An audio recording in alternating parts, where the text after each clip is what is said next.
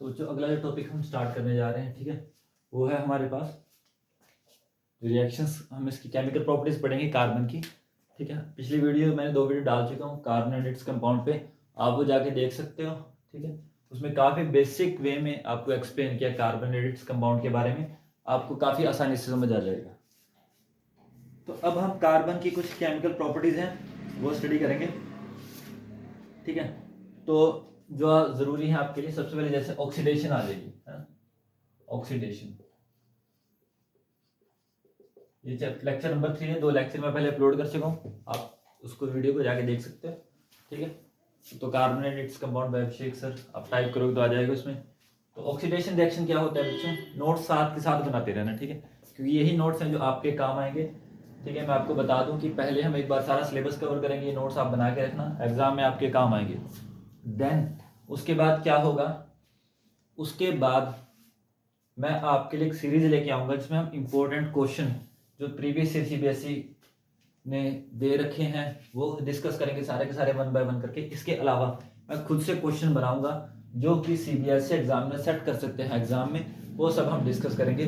पर उसके लिए सबसे पहले आपको ये चैप्टर्स हैं ये सारे के सारे समझने बहुत ज़्यादा ज़रूरी है, ठीक है। तो चलो, ऑक्सीडेशन रिएक्शन क्या होता है। ऑक्सीडेशन रिएक्शन क्या होता है बच्चों कि इन रिएक्शंस में एडिशन ऑफ ऑक्सीजन हो जाता है ना। तो जैसे हम पढ़ते थे ऑक्सीडेशन रिएक्शन, हम बोलते थे कि या तो ऐसा हो जाए कि ऑक्सीजन ऐड हो जाए किसी रिएक्शन में, या फिर हाइड्रोजन रिमूव हो जाए। ऐसे रिएक्शन को हम क्या बोलते हैं, ऑक्सीडेशन रिएक्शन, ठीक है।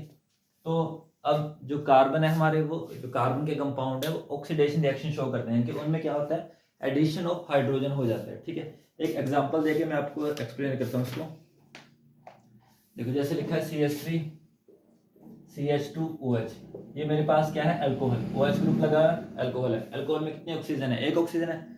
अगर अब हम इसमें कंपाउंड ऐड कर दें, मतलब जैसे कि हमने ऐड कर दिया अल्कलाइन किया, MnO4 ऐड कर दिया इसमें, ठीक है। देन उसके बाद हम ऐड कर रहे हैं इसमें, मतलब अल्काइन किया MnO4 ऐड कर दो, साथ में हीट कर दे, या फिर आप क्या करो K2Cr2O7 पोटेशियम डाइक्रोमेट ऐड कर दो और हीट कर दो। तो ये हमारा कंपाउंड है, ये कन्वर्ट हो जाएगा कार्बोक्सिलिक एसिड में, ठीक है। देखो इसमें क्या था, हमारे पास एक ऑक्सीजन थी और यहाँ पे कितनी ऑक्सीजन आ गई, 2 ऑक्सीजन आ गई, ठीक है। समझ आ गया ना बच्चों, ठीक है। तो देखो हाइड्रोजन भी रिमूव हो गया इसमें साथ में। तो इस रिएक्शन में क्या हो रहा है, एडिशन ऑफ ऑक्सीजन। यहाँ पे इस तरफ कितनी ऑक्सीजन है, एक ऑक्सीजन है, और यहाँ पे कितनी ऑक्सीजन है, 2 ऑक्सीजन है। तो एक ऑक्सीजन क्या होगी, एक्स्ट्रा ऐड होगी, इसलिए इस रिएक्शन को हम क्या बोलेंगे, ऑक्सीडेशन रिएक्शन, ठीक है। समझ आ गया। अब नेक्स्ट हम करते हैं एडिशन रिएक्शन, ठीक है, एडिशन रिएक्शन। तो एडिशन रिएक्शन में क्या होता है बच्चों कि जैसे मान लो कोई हमारे पास कंपाउंड है जिसके अंदर डबल बॉन्ड प्रेजेंट है, या मान लो एडिशन रिएक्शन में क्या होता है बच्चों, हम कोई कंपाउंड लेते हैं, उसके साथ हम दूसरा कंपाउंड ऐड करते हैं तो हमें एक सिंगल प्रोडक्ट मिल जाता है। इसको एक्सप्लेन करता हूँ मैं। देखो एडिशन रिएक्शन के एग्जांपल से आप ज़्यादा अच्छे समझ पाओगे। जैसे मेरे पास क्या है, इथीन है, ठीक है। इसके अंदर मैंने क्या किया, अब हाइड्रोजन को ऐड किया। अब जैसे मैंने हाइड्रोजन को ऐड किया तो क्या हुआ, एक हाइड्रोजन इसके यहाँ आके अटैच हो गया और एक हाइड्रोजन यहाँ पे आके अटैच हो गया। तो कुछ ऐसे बन गया, देखो, ठीक है। तो हाइड्रोजन, देखो इसके अलावा कोई और कंपाउंड नहीं बना, जैसे उसमें तो हाइड्रोजन रिमूव हुआ था साथ में, लेकिन यहाँ पे क्या हुआ, एक एच यहाँ पे ऐड हो गया, एक एच यहाँ पे, इसके अलावा कुछ नहीं हुआ रिएक्शन में। इसलिए इन टाइप के रिएक्शन को हम क्या बोलते हैं, एडिशन रिएक्शन। तो जो कार्बन के कंपाउंड है अनसैचुरेटेड, अनसैचुरेटेड का मतलब कि जिसमें स्पेस अवेलेबल है, इसमें डबल बॉन्ड है, ट्रिपल बॉन्ड है, तो वो क्या शो करते हैं, एडिशन रिएक्शन शो करते हैं, ठीक है बच्चों। चलो इसके बाद एक इंपॉर्टेंट रिएक्शन और है जो आता है इसमें, एक बार मैं चेक कर लेता हूँ वीडियो ठीक बन रही है, ठीक है। चलो नेक्स्ट जो हमारा वो है रिएक्शन है, वो क्या है बच्चों, वो है सब्स्टिट्यूशन रिएक्शन। Substitution reaction. तो सब्स्टिट्यूशन रिएक्शन के अंदर क्या होता है कि एक हाइड्रोजन आके दूसरे हाइड्रोजन एटम को क्या कर देता है, रिप्लेस कर देता है। एक एग्जांपल से समझाऊंगा इसको कि जैसे हमारे पास क्या है, CH4 + Cl2, ठीक है। अब इसके अंदर क्या हो रहा है, एक हाइड्रोजन एटम एक हाइड्रोजन एटम को रिप्लेस कर देगा, तो बन जाएगा CH3Cl और साथ में क्या बन जाएगा, HCl, ठीक है। तो हाइड्रोजन एटम आया, क्लोरीन एटम उसने क्या किया, हाइड्रोजन को रिप्लेस कर दिया, ठीक है। समझ आ गया। तो ये कैसा रिएक्शन है बच्चों? सब्स्टिट्यूशन। सब्स्टिट्यूशन मतलब कि जगह बदल देना। यहाँ पे एक क्लोरीन ने क्या किया, हाइड्रोजन की जगह को एक्सचेंज कर लिया। क्लोरीन ने हाइड्रोजन की जगह ले ली। यहाँ पे 4 हाइड्रोजन थे तो एक क्लोरीन एटम आया, उसने एक हाइड्रोजन को रिप्लेस कर दिया, ठीक है। तो इसलिए इसको बोलते हैं सब्स्टिट्यूशन रिएक्शन। जैसे आप बचपन में खेलते थे ना, जैसे अगर एक रूम है उसमें 4 कोने हैं ना, एक बच्चा बीच में खड़ा हो जाए तो 2 बच्चे आपस में कॉर्नर एक्सचेंज करते हैं, दूसरा बच्चा उसकी जगह ले लेता था। तो सब्स्टिट्यूशन मतलब एक जगह जब कोई एक इंसान दूसरे इंसान की जगह ले ले, इंसान की कह सकते हो वैसे, मतलब कुछ भी लगा लो आप, जब कोई एक चीज़ दूसरी की जगह ले लेती है उसको हम क्या बोलते हैं? सब्स्टिट्यूशन रिएक्शन, ठीक है। सब्स्टिट्यूशन बोलते हैं उसको। जैसे आप भी देखते हो कि स्कूल में सब्स्टिट्यूशन लगते हैं, मतलब कि जब कोई एक टीचर एब्सेंट है तो उसकी जगह कोई दूसरा टीचर आके पढ़ाता है। तो चलो अब क्वेश्चन देखते हैं, क्वेश्चन क्या हमारे पास, ठीक है। तो चेक करना पड़ता है कुछ, कई बार ब्लर हो जाता है ना कैमरा से। क्वेश्चन है हमारे पास आपके एनसीईआरटी बुक का, why is the conversion of ethanol to ethanoic acid, जब हम इथेनॉल से इथेनोइक एसिड बनाते हैं एन ऑक्सीडेशन रिएक्शन, इसको हम ऑक्सीडेशन रिएक्शन क्यों कहते हैं, ठीक है। तो देखो बच्चों होता क्या है, जब भी हम इथेनॉल से इथेनोइक एसिड बनाते हैं, अभी हमने किया रिएक्शन, अभी किया है CH3 CH2OH, मेरे पास क्या था? इथेनॉल, और इथेनोइक एसिड ये बना था मेरे पास इथेनोइक एसिड, तो बीच में हमने डाले थे, ठीक है, रिएक्टेंट जिसने इसको कन्वर्ट किया। अब इसमें बेसिकली हो क्या रहा है, ऑक्सीजन ऐड हो रही है और हाइड्रोजन रिमूव हो रहा है, और ऑक्सीडेशन रिएक्शन की डेफिनेशन यही है, अगर किसी रिएक्शन में हाइड्रोजन रिमूव हो जाए और ऑक्सीजन ऐड हो जाए उसको हम ऑक्सीडेशन रिएक्शन कहते हैं। और इसमें ये भी रहा, देखो इस तरफ एक ऑक्सीजन, इस तरफ 2 ऑक्सीजन है, इस तरफ 6 हाइड्रोजन, इस तरफ कितने? 4 हाइड्रोजन है। तो क्या हो रहा है इसमें, सिंस तो ऑक्सीडेशन रिएक्शन की डेफिनेशन यही होती है कि जब भी क्या होता है बच्चों, ऑक्सीजन ऐड हो जाए और हाइड्रोजन रिमूव हो जाए उसको हम क्या बोलते हैं? ऑक्सीडेशन रिएक्शन, ठीक है। तो इसमें लिख देंगे सिंस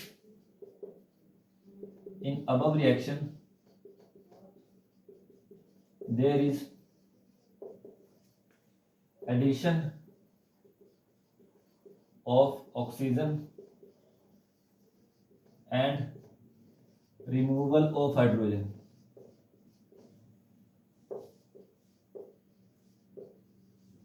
therefore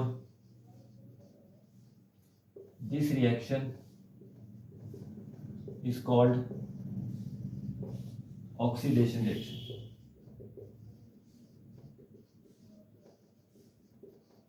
ठीक है बच्चों। नोट कर लो इस वीडियो को पॉज करके, कर लिया। चलो अब अगला क्वेश्चन देखते हैं। एक बार चेक कर लेता हूँ, ब्लर तो नहीं है, ठीक है।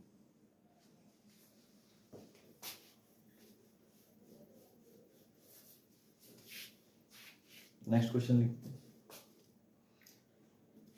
क्वेश्चन है,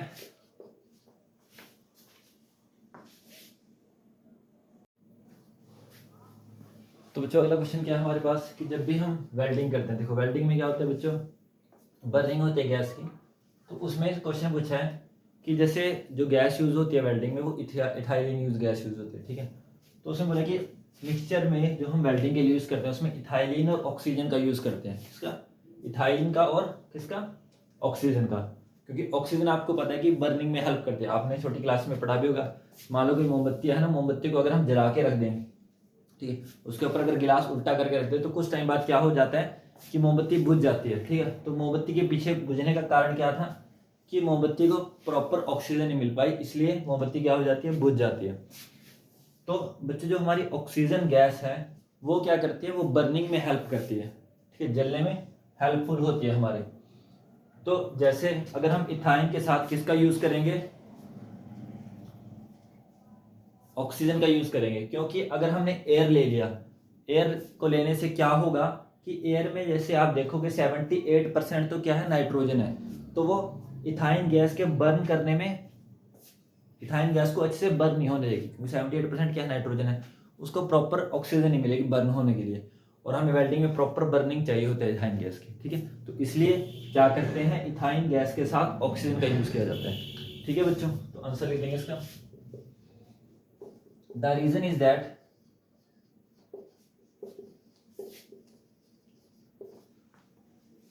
The reason is that for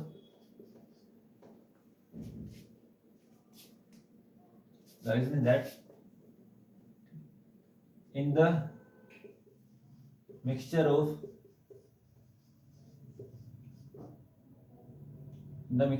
ethyne and air, ठीक है, air contain 78% of nitrogen, ठीक है। तो if we take air,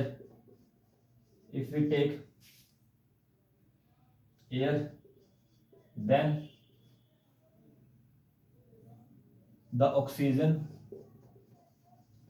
for burning of ethyne है ना, burning of ethyne is less available, कि जो हमारे पास ऑक्सीजन होगी वो कम अवेलेबल होगी, और अगर ऑक्सीजन कम अवेलेबल होगी तो बर्निंग अच्छे से नहीं हो पाएगी, ड्यू टू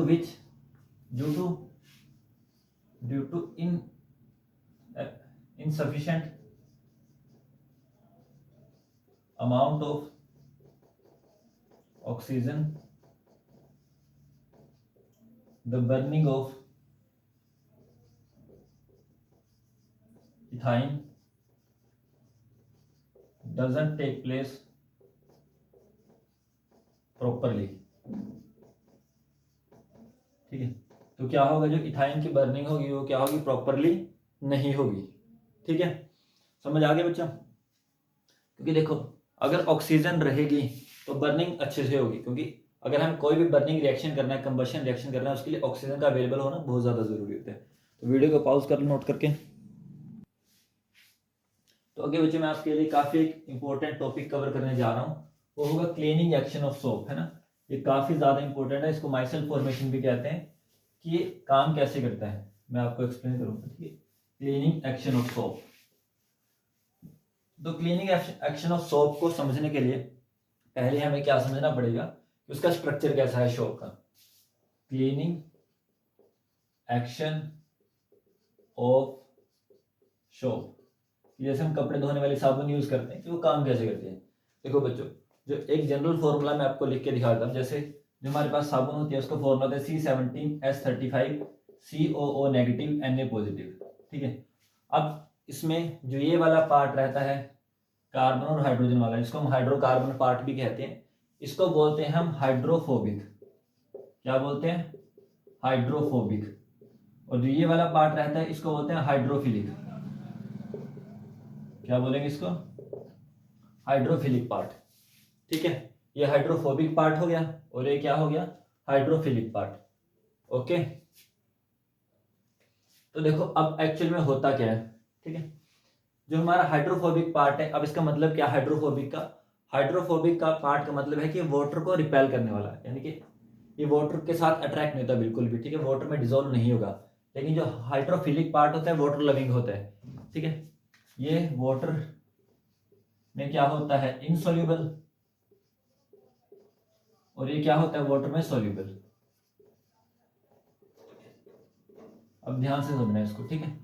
तो क्या होगा, जैसे हम इसको ऐसे भी रिप्रेजेंट करते हैं, ऐसे चेन से रिप्रेजेंट कर देंगे ऐसे करके, ठीक है। लास्ट में लिख देंगे COO नेगेटिव Na पॉजिटिव। ये वाला पार्ट हमारा क्या हो गया? हाइड्रोफोबिक। ये हाइड्रोकार्बन चेन को रिप्रेजेंट करने का तरीका है। 1 1 कार्बन 2 3 4 5 6 7 8 9 10 11 12 13 14 15 16 तरह है, ऐसे कर सकते हैं। अच्छा, तो अब देखो क्या होगा, जैसे ही मान लो ये हमारे पास कपड़ा है, कोई कपड़े के ऊपर अब डस्ट पार्टिकल लगा हुआ है, ठीक है। क्या लगा हुआ है? Dust particle. हमारा क्लॉथ है और ये क्या है हमारे पास?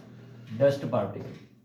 तो क्या होगा, जो हमारा हाइड्रोफोबिक पार्ट है ये वाटर में तो सोल्यूबल होगा नहीं, लेकिन ये डस्ट में, ऑयल में या ग्रीस में सोल्यूबल होता है। तो जैसे इसके ऊपर हम साबुन लगाएंगे तो क्या होगा, ये वाला पार्ट क्या होगा, इसमें सोल्यूबल हो जाएगा डस्ट में। और लेकिन और जो हाइड्रोफिलिक पार्ट है ये डस्ट में सोल्यूबल नहीं होता। तो जैसे ये वाला हाइड्रोफोबिक अंदर रहेगा और ये हाइड्रोफिलिक हमारा क्या रहेगा? बाहर रहेगा, क्योंकि ये डस्ट में सोल्यूबल नहीं होता हाइड्रोफिलिक वाला पार्ट। और हाइड्रोफोबिक वाला पार्ट डस्ट में, ग्रीस में, सब में क्या हो जाता है? सोल्यूबल हो जाता है। अब साबुन तो लगा दिया, अब जैसे ही हम इसको क्या करेंगे? पानी के अंदर डिप करेंगे। पानी के अंदर डिप कर दिया, अब ये कैसा पार्ट है? हाइड्रोफिलिक पार्ट है। तो वाटर इसको क्या करेगा? अट्रैक्ट करेगा। अब वाटर जब इसको अट्रैक्ट करेगा अब क्योंकि ये जो वाला पार्ट है इसके साथ अटैच है तो ये बाहर की तरफ पुल होगा, और अगर ये बाहर की तरफ पुल होगा तो इसके साथ अटैच है तो ये वाला पार्ट भी क्या होगा, हाइड्रोफोबिक पार्ट बाहर की तरफ पुल होगा। और अब क्योंकि ये इसके अंदर सोल्यूबल है डस्ट के अंदर, तो जैसे ही पुल होगा तो डस्ट को भी बाहर ले जाएगा। ठीक है, समझ आ गया? मैं एक बार दोबारा बता देता हूँ। ये हमारे पास हाइड्रोफोबिक पार्ट है या हाइड्रोफिलिक पार्ट है। ये वाटर में क्या है, इनसोल्यूबल है, और ये वाटर में क्या है, सोल्यूबल है। अब ये वाटर में इनसोल्यूबल है लेकिन ये डस्ट में, ग्रीस में, ऑयल में सोल्यूबल रहता है। हाइड्रोफिलिक पार्ट डस्ट, ग्रीस वगैरह में इनसोल्यूबल रहता है, इनके घुलता नहीं। ये कपड़ा है उसके ऊपर मान लो डस्ट पार्टिकल लगे हुए हैं। अब जैसे ही हम इस पर सोप अप्लाई किया तो जो हमारे पास हाइड्रोफोबिक पार्ट है वो इसमें क्या हो जाएगा, सोल्यूबल हो जाएगा। अब सोल्यूबल हो गया, ठीक है। अब ये हाइड्रोफिलिक पार्ट क्या रहेगा, हमारा बाहर की तरफ रहेगा क्योंकि ये डस्ट में सोल्यूबल नहीं होता। तो जैसे हम इसको पानी के अंदर डिप करेंगे तो क्या होगा, पानी इसको हाइड्रोफिलिक पार्ट को अपनी तरफ खींचने की कोशिश करेगा। अब हाइड्रोफिलिक पार्ट किसके साथ जुड़ा है, हाइड्रोफोबिक के साथ, तो हाइड्रोफोबिक पार्ट ही बाहर की तरफ खींचेगा। अब हाइड्रोफोबिक पार्ट इसके अंदर घुसा हुआ है डस्ट के अंदर, तो ये डस्ट को भी अपने साथ बाहर खींच के ले जाएगा। ठीक है, तो समझ आ गया ना? अब हम इसको लिखेंगे, लिखना कैसे इसको मैं आपको बताता हूँ, समझना जरूरी था आपके लिए। ठीक है, आराम से चलना है, ठीक है, स्टेप बाय स्टेप। चलो इसको लिखते हैं। We can explain it by taking example of C17H35COO negative Na positive. ठीक है, तो नेक्स्ट नोट बना देंगे फिर। C17H35 part is called hydrophobic part.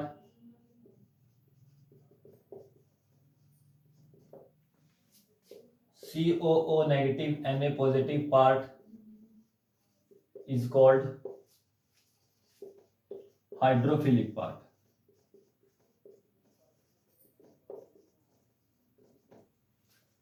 ठीक है, तो hydrophobic part is insoluble in water, hydrophobic part is insoluble in water, hydrophilic part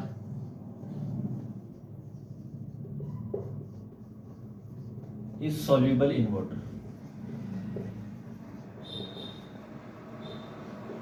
ठीक है, और बच्चों मैं जैसे अलग अलग वीडियो बनाता हूँ इसलिए बनाता हूँ ताकि है ना, एक पार्ट में वन शॉट वीडियो नहीं बनाऊंगा, कभी पार्ट करके ही बनाता हूँ, इसलिए बनाता हूँ ताकि आपका एक टारगेट रहे कि हाँ कि आज मैंने ये वीडियो कंप्लीट करनी है वीडियो। क्योंकि अगर हम वन शॉट बना देंगे 5-6 घंटे की तो उसमें मज़ा नहीं आएगा, आप भी उसमें बोर हो जाओगे। तो आप टारगेट रखो कि आज मैंने इतनी वीडियो से सीखना है, आज 2 वीडियो देखनी, 3 वीडियो। 75 हार्ड डे चैलेंज सुना है, 75 का टारगेट बना लो अपना कि हर रोज हमने पढ़ना है। आज से 75 डेज में आपकी अच्छी तैयारी हो जाएगी, रोज का टारगेट रखो। ठीक है, hydrophilic part is soluble in water. ठीक है, हाइड्रोफिलिक पार्ट हमारा क्या होगा, वाटर में सोल्यूबल होगा। अच्छा, देन उसके बाद देखो, तो when soap is applied on the dirty cloth,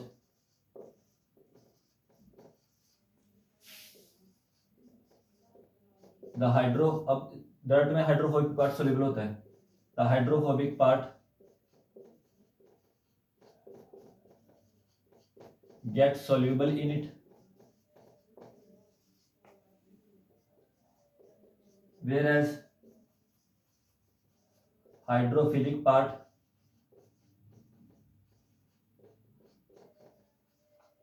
remain outside, कि वो बाहर रहेगा। Hydrophilic part remain outside.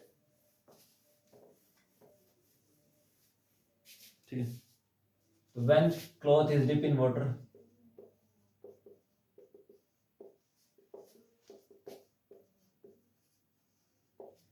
water attract the hydrophilic part।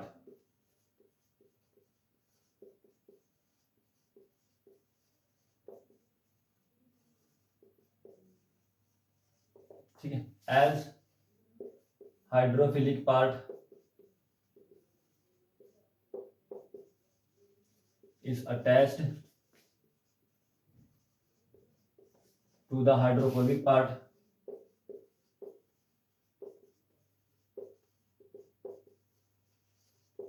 ठीक है। Hydrophobic part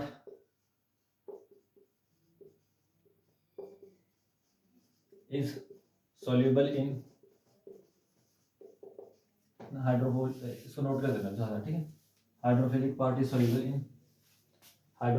soluble in dust, ठीक है। तो अब हाइड्रोफिलिक पार्ट हमारा डस्ट में soluble है, तो जैसे ही वाटर उसको पुल करेगा, है ना, तो thus when water pull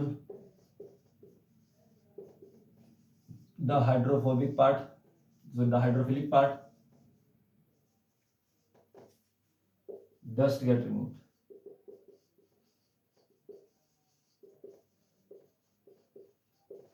ठीक है बच्चों, नोट करो इसके बाद वीडियो को पॉज करके। तो बच्चों चलो आगे हम इस टॉपिक को कंटिन्यू करते हैं, ठीक है। तो नेक्स्ट क्वेश्चन हम लेते हैं, आपके एनसीईआरटी बुक का ही क्वेश्चन है, मैं बोर्ड लिखता हूँ। तो क्वेश्चन क्या है बच्चों, आपके एनसीईआरटी बुक से डायरेक्ट क्वेश्चन है would you be able to check if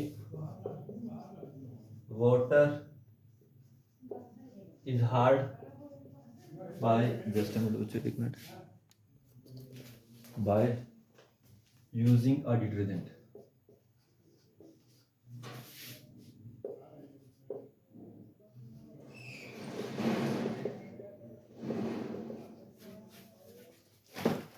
तो क्वेश्चन है कि क्या आप डिटर्जेंट का यूज करके बता सकते हैं कि कोई वाटर हार्ड है या नहीं, है ना। Would you be able to check, एक मिनट जस्ट टू चेक, हाँ, इफ वाटर इज हार्ड। तो देखो बच्चों, मैंने आपको पहले बताया था कि वाटर हमारे पास दो टाइप का होता है, एक हार्ड वाटर होता है और एक क्या होता है, सॉफ्ट वाटर। अब आप पूछोगे कि इनमें डिफरेंस क्या है। जो हार्ड वाटर होता है बच्चों, उसमें कैल्शियम और मैग्नीशियम के आयन प्रेजेंट रहते हैं, लेकिन जो सॉफ्ट वाटर होता है उसमें कैल्शियम और मैग्नीशियम आयन के वाटर सॉफ्ट प्रेजेंट नहीं रहते, ठीक है। सॉफ्ट वाटर में, हार्ड वाटर में प्रेजेंट रहेंगे कैल्शियम मैग्नीशियम, लेकिन सॉफ्ट वाटर के अंदर कैल्शियम और मैग्नीशियम आयन प्रेजेंट नहीं रहेंगे, ठीक है। अब एक चीज देखो, डिटर्जेंट का यूज करके हम कैसे बता सकते हैं कि कोई भी वाटर सॉफ्ट है या हार्ड है। क्वेश्चन में ये पूछा है, हमारा क्वेश्चन ये है। तो बच्चों, अगर कोई वाटर डिटर्जेंट के साथ झाग बना रहा है, अच्छे से झाग बना रहा है, तो इसलिए वो वाटर क्या होगा, सॉफ्ट वाटर होगा। और जो अच्छे से झाग ना बना पाए तो वो वाटर क्या होता है, हार्ड वाटर। आप एक चीज नोटिस करना, कभी जब बारिश के पानी में अगर कपड़ों को धोया जाए एज कंपेयर टू टंकी के पानी से, है, जब बारिश के पानी से हम कपड़ों को धोते हैं तो उसमें कपड़े ज़्यादा अच्छे से निखरते हैं। रीज़न क्या है, बारिश के पानी जो होता है वो सॉफ्ट वाटर होता है, और सॉफ्ट वाटर ज़्यादा झाग बनाता है, जो क्लीनिंग एक्शन होता है सोप का वो ज़्यादा अच्छे से अपना परफॉर्म कर पाता है सोप, ठीक है। तो बच्चों इसका आंसर आ जाएगा कि हाँ, हम चेक कर सकते हैं। तो कैसे, अगर जहाँ पे झाग हमें ज़्यादा मिलेगा वो क्या होगा, वाटर सॉफ्ट वाटर होगा, और जहाँ पे झाग कम बनेगा वो क्या होगा, हार्ड वाटर। एक बार मैं चेक करें तो बच्चों कई बार ब्लर हो जाता है तो चेक करना पड़ता है एक बार। तो बच्चों हमारा जो एनसीईआरटी का अगला क्वेश्चन है वो है would you be able to check if water is hard by using a detergent. तो क्वेश्चन ये है कि जैसे मैंने आपको बताया कि वाटर हमारे पास दो टाइप के होते हैं, एक सॉफ्ट वाटर होता है, एक हार्ड वाटर होता है। अब दोनों में डिफरेंस क्या होता है, सॉफ्ट वाटर में और हार्ड वाटर में। जो बच्चों सॉफ्ट वाटर रहता है उसके अंदर कैल्शियम और मैग्नीशियम आयन प्रेजेंट नहीं होते, लेकिन जो हार्ड वाटर होता है उसके अंदर कैल्शियम और मैग्नीशियम के आयन प्रेजेंट रहते हैं। तो लेकिन अगर हमारे पास सोप होते हैं, अगर हमारे पास क्या होती है, सोप, तो उससे तो हम पता लगा सकते हैं कि हार्ड वाटर है सॉफ्ट वाटर। वो कैसे, अगर आपके पास साबुन के साथ झाग अच्छा बन रहा है जिस पानी के साथ, तो वो पानी क्या होगा, सॉफ्ट होगा। लेकिन अगर आपके पास झाग अच्छे से नहीं बन रहा तो वो क्या होगा, हार्ड वाटर होगा, ठीक है, समझ आ गया। तो अगर आपके पास झाग अच्छे से बनता है तो साबुन के हेल्प से हम पता कर सकते हैं, लेकिन डिटर्जेंट की हेल्प से हम नहीं पता कर सकते, रीज़न क्या है इसके पीछे? डिटर्जेंट जिससे बनता है, जो उसके पार्टिकल्स होते हैं उनका नेचर अलग होता है, और जो साबुन के जो पार्टिकल्स होते हैं उनका नेचर अलग होता है। साबुन की हेल्प से तो हम पता लगा सकते हैं कि कोई वाटर सॉफ्ट वाटर है, हार्ड वाटर, ठीक है। झाग अगर जिससे ज़्यादा बनेगी वो सॉफ्ट वाटर होगा, और जिससे झाग कम बनेगी वो हार्ड वाटर होगा। आप एक चीज़ ऑब्जर्व करना, जो बारिश का पानी होता है वो पानी साबुन के साथ ज़्यादा झाग बनाता है एज कम्पेयर टू जो टंकी का पानी होता है उसके साथ अगर हम कंपेयर करें। तो बारिश के पानी में झाग अच्छा बन रहा है, इससे हमें ये पता चलता है कि जो बारिश का पानी है वो सॉफ्ट है, और जो टंकी का पानी हम यूज़ करते हैं नॉर्मली वो क्या होता है? हार्ड वाटर होता है, ठीक है। तो बच्चों डिटर्जेंट के सोप का यूज़ करके तो हम बता सकते हैं, लेकिन डिटर्जेंट का यूज़ करके हम इस चीज़ को नहीं बता सकते। इसका आंसर आ जाएगा नो, ठीक है। तो इसका आंसर आ जाएगा no, we can't able to check, we can't able to check if water is hard or soft by using a detergent। ठीक है बच्चों, नोट कर लो। एक बार मैं चेक कर लेता हूँ कि ब्लर तो नहीं हो बीच में, कई बार ब्लर हो जाता है, ठीक है। इसको बच्चों नोट ज़रूर करते रहना साथ के साथ। चलो अब हम अगला टॉपिक स्टार्ट करते हैं। आपका अगला टॉपिक तो मतलब चैप्टर तो कंप्लीट हो गया है। अब इसके जो एक्सरसाइज के क्वेश्चंस हैं वो क्वेश्चन अब हम स्टार्ट करने जा रहे हैं, ठीक है। क्वेश्चन क्या है? सबसे पहला आपका एक्सरसाइज का क्वेश्चन ले लेते हैं। तो क्वेश्चन है आपके पास, नोट्स बच्चों बनाते रहना साथ के साथ, ठीक है। इथेन विद मॉलिक्यूलर फॉर्मूला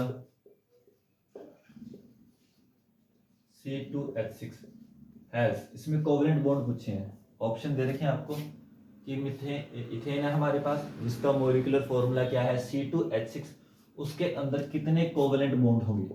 ये ऑप्शन है 6 कोवलेंट बॉन्ड, सी भी लिख देता हूँ, सी बी का मतलब कोवलेंट बॉन्ड। ऑप्शन बी हमें दिया है 7 कोवलेंट बॉन्ड, ऑप्शन सी दिया है 8 कोवलेंट बॉन्ड, ऑप्शन डी दिया है 9 कोवलेंट बॉन्ड। तो इनमें से हमें चेक करना है कि कितने कोवलेंट बॉन्ड हो गए। तो सबसे पहले हम क्या करेंगे? C2H6 लिखा हुआ है बच्चों, ठीक है। तो उसके लिए हमें C2 है तो 2 कार्बन बना देंगे ऐसे, ठीक है। अब 6 हाइड्रोजन लिख रखे हैं। हमें पता है गोल्डन रूल केमिस्ट्री का कार्बन के लिए कि कार्बन हमेशा 4 बॉन्ड बनाता है। मैंने आपको बात पहले भी बताई थी, इसको याद रखना कि कार्बन हमेशा कितने बॉन्ड बनाएगा? 4 बॉन्ड बनाएगा, ठीक है। तो अब इसमें 6 हाइड्रोजन है, तो यहाँ पे हाइड्रोजन अटैच कर दिया, एक यहाँ पे अटैच कर दिया, एक यहाँ पे अटैच कर दिया, एक यहाँ पे। तो कितने बॉन्ड हो गए? यहाँ पे 4 बॉन्ड बन गए। अब ये कार्बन है, ठीक है, इस पे भी बना दो, ठीक है। तो अब देखो, इस कार्बन के 4 बॉन्ड पूरे हो गए, इस कार्बन के भी 4 बॉन्ड पूरे हो गए। अब काउंट कर लो टोटल कितने बॉन्ड है? 1 2 3 4 5 6 7। तो 7 कोवलेंट बॉन्ड बने हैं इसमें, तो ऑप्शन बी इसका करेक्ट आ जाएगा, ठीक है बच्चों। अब मैं नेक्स्ट क्वेश्चन आपके एक्सेल पे साथ के साथ इसको करते रहो। नोट्स बनाना बच्चों बार बार बोलना, आप बोलोगे कि सर बार बार बोल रहे हैं, क्योंकि यही नोट्स आपके एग्जाम में काम आएंगे। इसके बाद मैं एक सीरीज और लेके आऊँगा जिसमें आपको इम्पोर्टेंट क्वेश्चंस जो प्रीवियस बोर्ड्स के एग्जाम में आ रखे हैं वो डिस्कस करेंगे। असाइनमेंट्स की करवाऊँगा आपको, ताकि जिससे आपकी जो तैयारी है वो और ज़्यादा स्ट्रॉन्ग हो जाए, ठीक है। चलो नेक्स्ट क्वेश्चन देखते हैं हम। क्वेश्चन है, butanone is a 4 carbon compound with the functional group, कि ब्यूटानॉन है, ठीक है, 4 कार्बन है उसमें, तो क्या फंक्शनल ग्रुप प्रेजेंट रहेगा? ऑप्शन ए है कार्बोक्सिलिक एसिड, ऑप्शन बी है एल्डिहाइड, ऑप्शन सी है कीटोन, ऑप्शन डी है अल्कोहल। तो बच्चों मैंने आपको पहले ही ये चीज़ बताई थी, आपको नोट्स में लिखवा रखा है कि जिसमें 1 आ जाए, है ना, ONE1, तो कौन सा ग्रुप होता है, वो कीटोन। ठीक है, अगर जिसमें ओइक एसिड आ जाए, ओइक एसिड अगर आ जाता है, ओइक एसिड, तो वो कौन सा ग्रुप रहता है, कार्बोक्सिलिक एसिड। जिसमें एल आ जाए लास्ट में, वो एल्डिहाइड होता है, और उसमें ओल आ जाता है लास्ट में, वो अल्कोहल ग्रुप होता है। अब क्योंकि इसमें 1 आ रहा है, ON, ठीक है, तो ये कौन सा ग्रुप प्रेजेंट रहेगा, कीटोन। तो इसका आंसर आ जाएगा कीटोन, जो फंक्शनल ग्रुप है वो प्रेजेंट रहेगा इसमें। नोट कर लिया इसको, नोट करते रहना, वीडियो ठीक बन रही है, ओके। नेक्स्ट क्वेश्चन में लिखता हूँ, तब तक आप वीडियो को पॉज करके नोट कर लो इसको। तो क्वेश्चन क्या है बच्चों हमारे पास, कह रहे कि जब भी खाना बनाते हैं, अगर बर्तन के नीचे वाला पार्ट अगर ब्लैक हो जाए तो उससे हमें क्या पता चलता है। तो ऑप्शन ए है कि खाना बना नहीं अच्छे से, ऑप्शन बी है कि फ्यूल अच्छे से नहीं जला, कंप्लीटली नहीं जल रहा, ऑप्शन सी है फ्यूल वेट है हमारे पास, ऑप्शन डी है फ्यूल इज बर्निंग इनकम्प्लीटली। देखो बच्चों, मैं एक एग्जांपल से आपको समझाता हूँ। आप एक चीज़ ऑब्जर्व करना, कभी आप जब आप रोड पे जाते हो, आप देखना कि कई गाड़ियों से धुआं निकलता है, या कई बाइक से भी आपने धुआं निकलते हुए देखा होगा। तो वो धुआं निकलने का रीज़न क्या होता है, धुएं निकलने का रीज़न होता है कि जो उनमें पेट्रोल डाला है, पेट्रोल अच्छे से बर्न नहीं हो रहा। ठीक है, पेट्रोल अच्छे से बर्न नहीं हो रहा, तो वो धुएं की फॉर्म में निकलता रहता है बाहर एग्जॉस्ट के साथ। या एक एग्जांपल आपको और देता हूँ, जैसे लकड़ी जलाते हैं, तो लकड़ी में अगर धुआं निकलता जा रहा है ना, तो अगर धुआं निकलता तो लकड़ी अच्छे से नहीं जल रही। धुआं कब निकलता है, जब लकड़ी अच्छे से नहीं जलती, लेकिन जब लकड़ी अच्छे से जलना शुरू कर देती है तब धुआं नहीं निकलता। ठीक है, और जो बर्तन काले होते हैं वो किसकी वजह से होते हैं, वो धुएं की वजह से होते हैं। फ्यूल की वजह से, आग की वजह से कभी भी कोई चीज़ काली नहीं होती। अगर कोई चीज़ ब्लैक हो रही है, कोई बर्तन ब्लैक हो रहा है, तो वो हमेशा किसकी वजह से होगा, धुएं की वजह से। आपको मैं एक सबसे कॉमन एग्जांपल दे देता हूँ। क्या एग्जांपल है, देखो आप एक चीज़ नोटिस करना, जैसे गांव में जब जाते हैं, चूल्हे का जब यूज़ किया जाता है तो वो बर्तन काले रहते हैं। लेकिन अगर कोई ऐसा बर्तन होगा जिसको कभी चूल्हे पे रखा ही नहीं गया, उसको हमेशा गैस पे यूज़ किया गया, तो वो बर्तन कभी भी नीचे से काला नहीं होगा।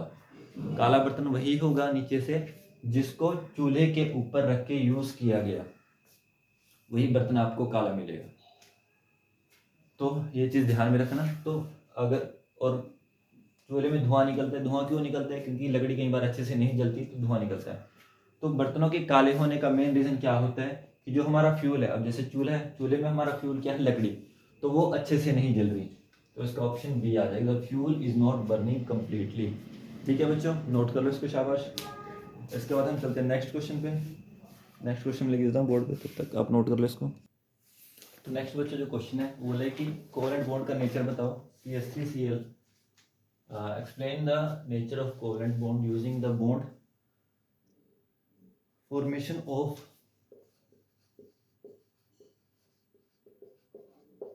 CH3Cl, कि CH3Cl में जो बॉन्ड बन रहा है उसका नेचर हमें बताना है। ठीक है, अच्छा अब एक चीज देखो बच्चों, CH यहाँ पे सबसे पहले कार्बन बना दो। ठीक है, कार्बन के हमेशा 4 बॉन्ड होते हैं। सिंपल तरीका बताऊंगा आपको बनाने की। कई बार बच्चों को इलेक्ट्रॉन डॉट स्ट्रक्चर बनाने में काफी दिक्कत आती है। तो सबसे पहले आप कार्बन लिख लो, बीच में 3 हाइड्रोजन लगा दो, लगा दिए, और एक क्लोरीन लगा दो, 4 बॉन्ड बन गए। ठीक है, अब एक बॉन्ड में कितने इलेक्ट्रॉन होते हैं, 2 इलेक्ट्रॉन। ये मैंने बस स्टार्टिंग में करा दिया आपको। यहाँ पे 2 डॉट लगा दो, इसमें भी 2 डॉट लगा दो, इसमें भी 2 डॉट लगा दो, इसमें भी 2 डॉट लगा दो, लगा दिया, क्योंकि एक बॉन्ड के अंदर 2 इलेक्ट्रॉन प्रेजेंट रहेंगे। ये इलेक्ट्रॉन कार्बन का, एक हाइड्रोजन का, ये कार्बन का, हाइड्रोजन का, कार्बन का, हाइड्रोजन का, कार्बन का, हाइड्रोजन का। तो अब क्या करेंगे, देखो इसके 8 इलेक्ट्रॉन, जो कार्बन है उसके पास कितने इलेक्ट्रॉन है, एटॉमिक नंबर 6 है, तो उसको 4 इलेक्ट्रॉन और चाहिए 10 पूरा करने के लिए। ये सब मैंने बता दिया आपको वीडियो 1 में। तो 4 इलेक्ट्रॉन चाहिए, तो 4 इलेक्ट्रॉन इसके लिए लेता है हाइड्रोजन से। और हाइड्रोजन को 2 इलेक्ट्रॉन चाहिए होते हैं, क्योंकि एटॉमिक नंबर 1 होता है हाइड्रोजन का, उसको 2 पूरे करने, तो 1 इलेक्ट्रॉन की कमी है उसके पास। इस तरीके से नहीं आप बना, पहले आप ओरिजिनल स्ट्रक्चर बना दो, फिर बाद में इलेक्ट्रॉन डॉट स्ट्रक्चर बना दो। इसको नोट कर लेंगे बच्चों। उसके बाद हम चलते हैं अगले क्वेश्चन पे। अगला क्वेश्चन क्या है, वीडियो को पॉज करके नोट कर लेना।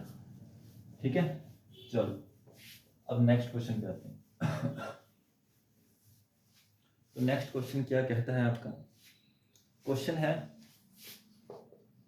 Draw the electron dot structure of, पहला आ जाएगा ethanoic acid, ethanoic acid. Second आएगा आपका H2S। थर्ड आएगा आपका प्रोपेन। फोर्थ आएगा, क्या लिखा है, F2। ओके, अब इनका हमें क्या बनाना है, इलेक्ट्रॉन डॉट स्ट्रक्चर बनाना है। मैं चेक कर लेता हूँ एक बार कि वीडियो ठीक बन रही है। ओके, तो सबसे पहले हम स्टार्ट करते हैं किस, इथेनोइक एसिड से। इथेनोइक एसिड, सबसे पहले इसका सिंपल स्ट्रक्चर बना लेंगे। पिछली वीडियो में मैंने आपको बता दी कि स्ट्रक्चर कैसे बनाते हैं। इथन यानी कि 2 कार्बन है, ठीक है। ओइक एसिड यानी कि ओइक एसिड यानी कि COOH ग्रुप होगा, तो COOH बनता है ऐसे। और इस कार्बन के तो देखो 4 बॉन्ड पूरे हो चुके हैं, 1 2 3 4। अब इस कार्बन के 4 पूरे करने हैं, 1 बॉन्ड लगा हुआ है, तो यानी कि 3 हाइड्रोजन और इसमें लगा देंगे, लगा दिया। अब इसका यहाँ पे आगे हम इलेक्ट्रॉन डॉट स्ट्रक्चर लिख देते हैं। यहाँ पे कार्बन लिखा, ये यहाँ पे एक बॉन्ड है, इसमें 2 डॉट लगा देंगे, H आ गया। ये बॉन्ड है, इसमें 2 डॉट लगा देंगे, H आ गया। ये बॉन्ड है, 2 डॉट लगा देंगे, H आ गया। ठीक है वही जैसे पिछले क्वेश्चन में, बॉन्ड 2 डॉट, फिर कार्बन, फिर ऑक्सीजन ऊपर।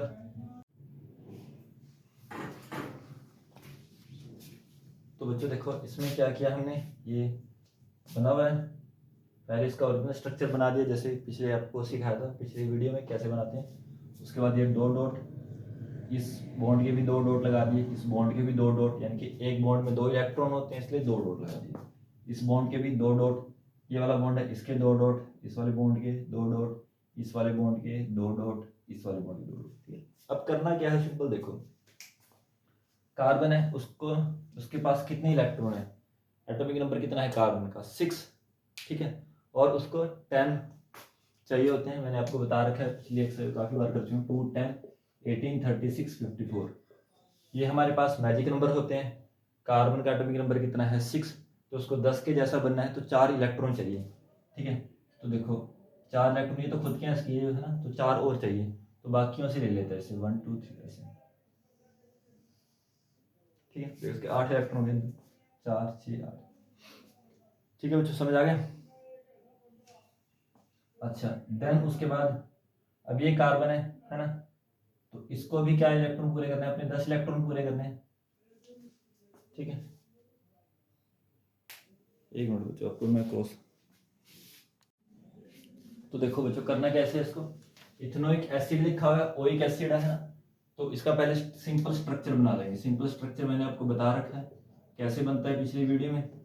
इथ है, इसका मतलब 2 कार्बन है, ओइक एसिड यानी कि COOH ग्रुप है, और COOH ग्रुप को ओपन करके हम ऐसे लिखते हैं। इसका कैसे बनेगा, CH3COOH बनेगा। ठीक है, नाम से फॉर्मूला लिखना, ये मैं पिछली वीडियो में आपको करवा चुका हूँ, आप उसको जाके देख सकते हैं। और जब हम इसको ओपन करके लिखेंगे तो ऐसे लिख देंगे, 2 कार्बन है, इसके साथ 3 हाइड्रोजन अटैच है, 3 हाइड्रोजन अटैच कर दिए। फिर COOH ग्रुप को ओपन करके आप ऐसे लिखते हो, इस कार्बन इस ऑक्सीजन के साथ ही डबल बॉन्ड होता है, फिर OH। देखो इस कार्बन के भी 4 बॉन्ड पूरे, इस कार्बन के भी 4 बॉन्ड, 1 2 3 4 बॉन्ड पूरे हो गए। अब इसको हम इलेक्ट्रॉन डॉट स्ट्रक्चर में कैसे लिख सकते हैं, सिंपल तरीका बताऊंगा।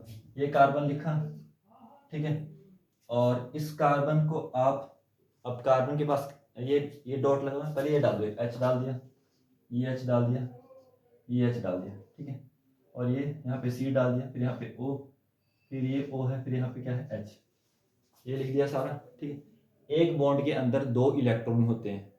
ठीक है, जैसे ये बॉन्ड है, इसके अंदर 2 इलेक्ट्रॉन होंगे, इस कोवेलेंट बॉन्ड के अंदर 1 इलेक्ट्रॉन कार्बन का होगा और 1 इलेक्ट्रॉन किसका होगा, हाइड्रोजन का। तो मान लो मैं कार्बन के इलेक्ट्रॉन को क्रॉस से रिप्रेजेंट करता हूँ और हाइड्रोजन के इलेक्ट्रॉन को डॉट से।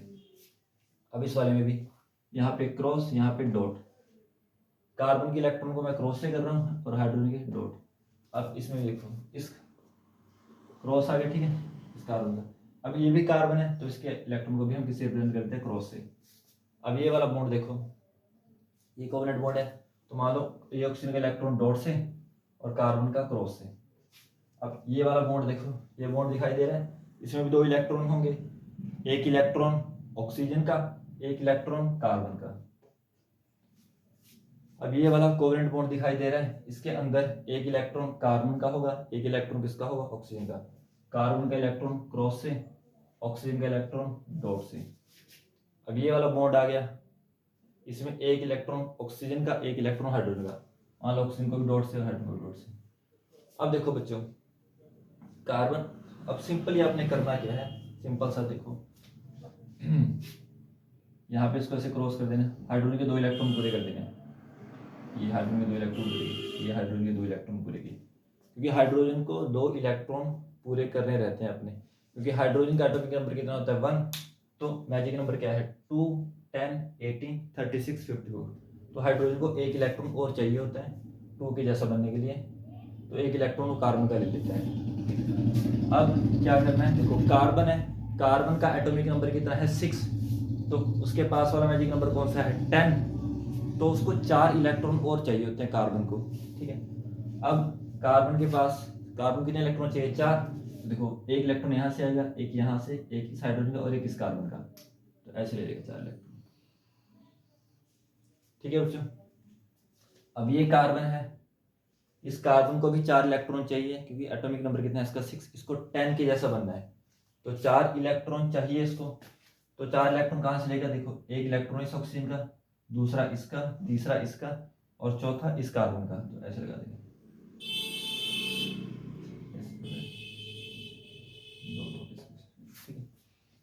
अब ऑक्सीजन का, ऑक्सीजन है यहाँ पर, ऑक्सीजन का एटॉमिक नंबर है 8, तो उसको कितने इलेक्ट्रॉन चाहिए, 2 इलेक्ट्रॉन और चाहिए उसको 10 के जैसा बनने के लिए, ठीक है।